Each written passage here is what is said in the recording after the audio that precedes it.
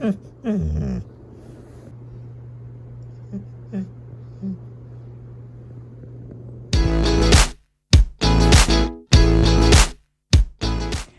going on, friends? Welcome back to another video. If this is your first time here, my name is Lauren. I'm a teacher turned homeschooling mom of one here in Texas.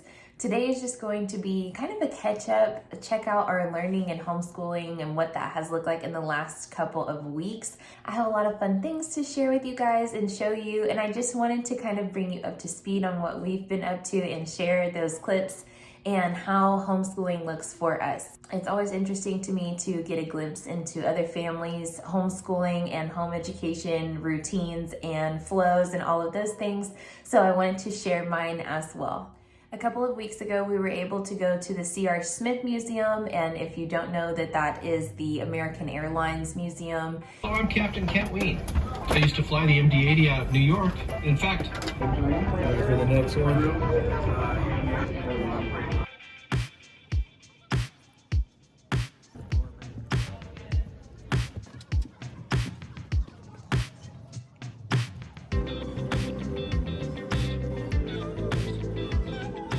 And we did that with a local homeschooling group that we're part of and do field trips and things with.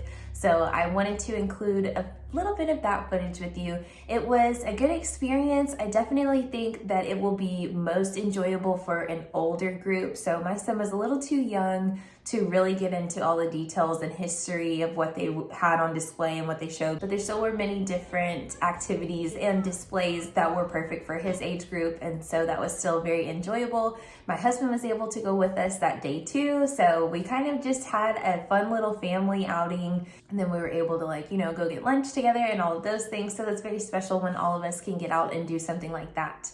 As you know, we have been taking a deep dive into anatomy as the main topic of our unit study here lately in these last few weeks. Okay, here we go. Okay, so on the other side, follow along with your finger while I read that paragraph. Ready? And we should be finishing up within the next 2 weeks and then moving on to something else. I cannot wait to share with you guys what I think that we're going to be doing next. I'm getting a more solid feel for what my son wants to do before I jump into creating resources and a plan and all of that. But I will definitely be sharing that with you guys as I do always. And then the other thing that has been ongoing these last few weeks, as you guys know, we have been transforming our garage. So the other day I taught Titus how to use a saw. And so I did want to include a little bit of those clips in here. That was not only fun for him to get to do that. He was very nervous at first, but he overcame that and was able to do it like a pro by the time that we were done working for the day. And then I'll show you guys the progress on that at the end of this video. So Dada, so we're gonna cut this wood I had from the shelf, the extra wood from the shelf, into family portrait. Oh, wow. So we're sawing that one because it needs to be littler. Oh, smaller. Yeah.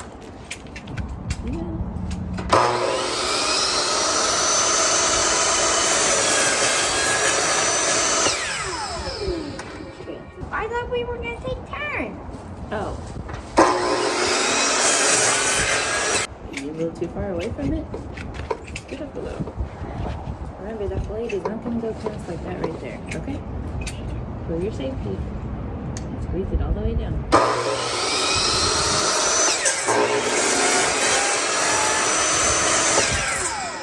Okay, and then the last thing that I wanted to really talk about and get into a little bit more today is our night routine. And so I have talked about this a little bit here and there, but not really explicitly or exclusively on YouTube.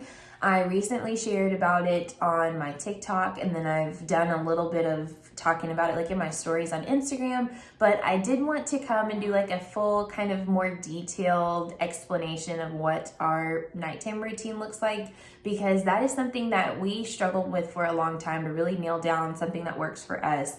And I always look to other moms to see like what they're including or what they do for their nighttime routine so that I can get some inspiration, try new things. So if you're in that boat, I definitely want to be able to be open and honest in sharing how our night routine looks. So Since starting homeschooling, sometimes we used to like push things off till the night, or we would wait and then have more TV time at night before we go to bed, and that just was something that was not working. For Titus, that was not cutting it. He was having a hard time falling asleep. He was having a hard time staying asleep.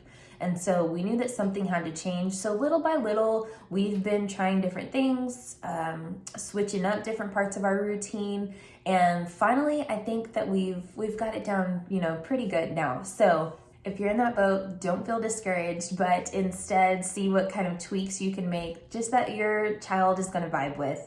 Usually we try to, pick up, clean up, shower up, all of those things, and then have some one-on-one playtime. And that right there, I think, has been the big ticket item. And I will revisit that in just a second in full detail. So after we have our playtime, then we have a little read aloud, and that is a level of book that I am reading to him, but is still, easily able to comprehend. But we do discuss more difficult topics so that we can work through those together. And it's not like an independent reading time or like something that's like on his level of reading independently just yet. So we have that reading time. We're able to have like a full discussion about anything, make predictions about what's going to happen next. We only read a couple of chapters a night so that we have something to look forward to every single night. And then when we finish the book, we can flip to a new one. And that has been great for helping him to fall asleep, I believe, because it's not screen time, keeps his mind busy, and then he's able to kind of take that story and what we were discussing to bed. And I do think it's been helping him fall asleep much faster and have a more peaceful sleep.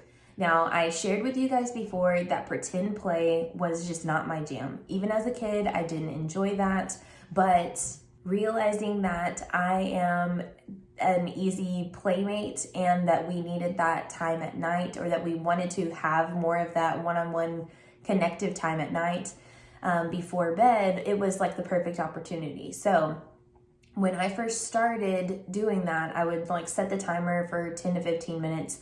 Honestly, it would depend on how I felt, because it was something that I was not vulnerable about or like comfortable with. Of course, we're silly and goofy all the time, but like really getting into a storyline and doing pretend play, it just wasn't my jam. And so I would try to avoid it if I could. But I saw that it was having a big payoff. He just enjoys it so much. And then it got to the point where I was in the same boat. It was just something very enjoyable for us both. We could look forward to it. And it's such a small, short little chunk of our day or of our night that I knew that I could just grin and bear it until it became something that I enjoyed doing, or just didn't like loathe doing because it was pretend play.